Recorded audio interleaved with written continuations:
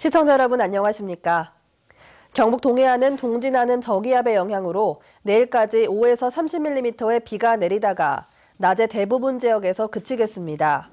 아침 최저기온은 16에서 18도, 낮 최고기온은 23에서 24도로 오늘과 비슷하겠습니다. 바다의 물결은 동해 전해상에서 0.5에서 2m로 일겠습니다. 시골은 흔히 공기와 물이 좋다고 하지만 적어도 먹는 물은 예외가 많은 것 같습니다. 시골 마을의 먹는 물 가운데 상당수는 먹기에 부적합한데 해결책이 뚜렷하지 않습니다. 보도에 김철승 기자입니다. 포항시의 한 시골 마을. 이 마을 18가구는 탁도와 중금속인 알루미늄이 기준을 넘어선 물을 요즘 또 식수로 쓰고 있습니다. 5년 전 고도 정수시설을 설치했으나 가동을 하지 않고 있습니다. 이유는 바로 전기료입니다. 정수시설을 가동할 경우 주민들이 부담해야 할 전기요금이 한 달 평균 15만 원, 가구당 8천여 원으로 의견이 모아지지 않은 것입니다. 돈이 많이 나오니까 그거 안 떨리고 뭐가 또 죽긴 안 한다고 막 그대로 먹자 크고 우리가 단정 죽는 거 아니지만 몸에 해로우니까 돌리자 큰 사람도 있고 그래. 2년 전부터 100여 미터 앞쪽에 상수도 관이 깔렸으나 수도도 넣지 않고 있습니다. 수도관 설치비가 가구당 120만 원이 드는 데다 매달 나오는 수도 요금도 노인들에겐 적잖은 부담이기 때문입니다. 또 다른 마을, 이곳은 수소이온 농도가 9.2로 기준을 넘고 있으나 66가구의 주민들은 이 같은 내용을 잘 알지 못한 채 물을 먹고 있습니다. 우리 마을 사람들은 거의 혹 끓이는 분도 있지만은 거의 생수를 그대로 마셔요. 포항시 내 마을 상수도는 165곳, 상반기까지 25%인 41개소가 부적합 판정을 받았습니다. 전국적으로는 지난해 마을 상수도 1175곳이 음용수 기준에 부합하지 않았습니다. 근본적인 문제 해결을 위해서는 지방 상수도 공급이 필요하지만 예산 사정으로 설치가 늦고 더러는 주민들이 거부해 시골 주민들의 건강이 위협받고 있습니다. MBC 뉴스 김철승입니다. 최근 5년 동안 연안 수산자원 조성을 위해 3천억 원이 넘는 예산이 투입됐지만 사업 성과는 지지부진한 것으로 나타났습니다. 새정치민주연합 김승남 의원은 수산자원관리공단 등에 대한 국정감사에서 지난 2011년부터 올해까지 3천억 원의 예산이 수산자원 조성 사업에 투입됐지만 연근의 수산자원의 총량은 50년 전과 비교해 56%나 감소했다며 사업 효과가 미미하다고 지적했습니다.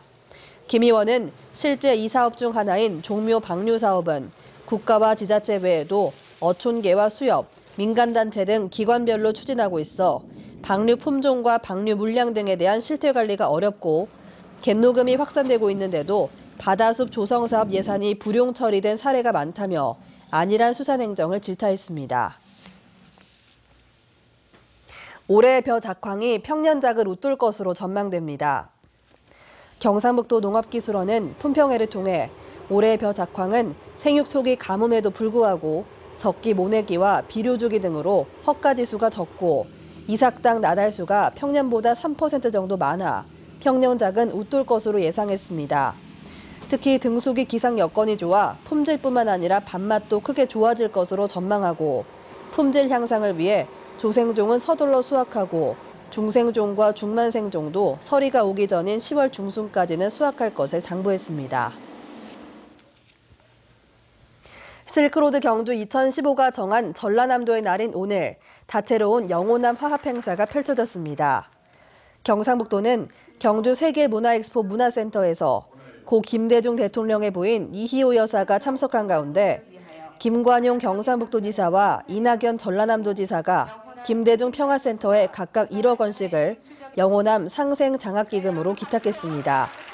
이 밖에도 전라남도립 국악단의 창극 홍길동이 백결 공연장에서 열리는 등 다양한 영호남 문화교류 행사가 펼쳐졌습니다.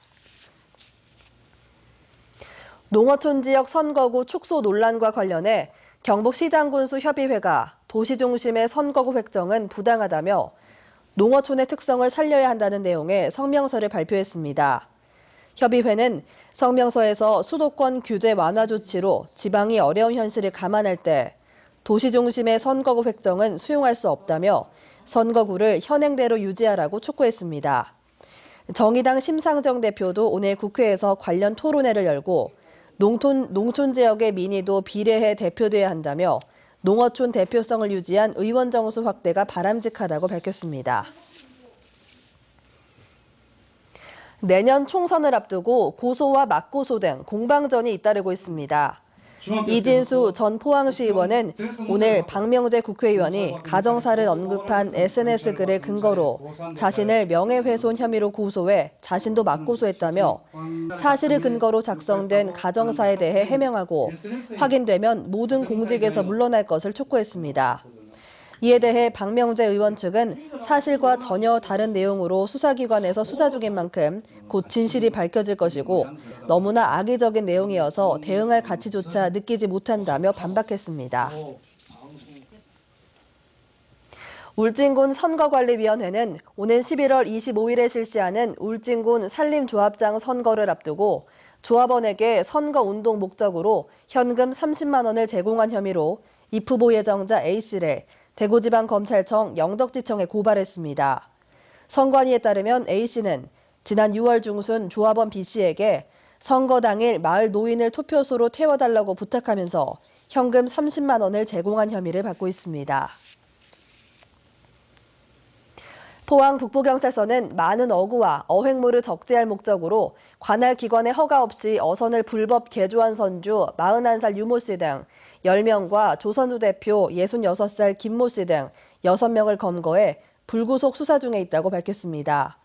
경찰에 따르면 선주 유 씨는 자신의 선박 길이를 5.45m까지 늘리거나 선상에 불법 구조물을 설치한 혐의입니다.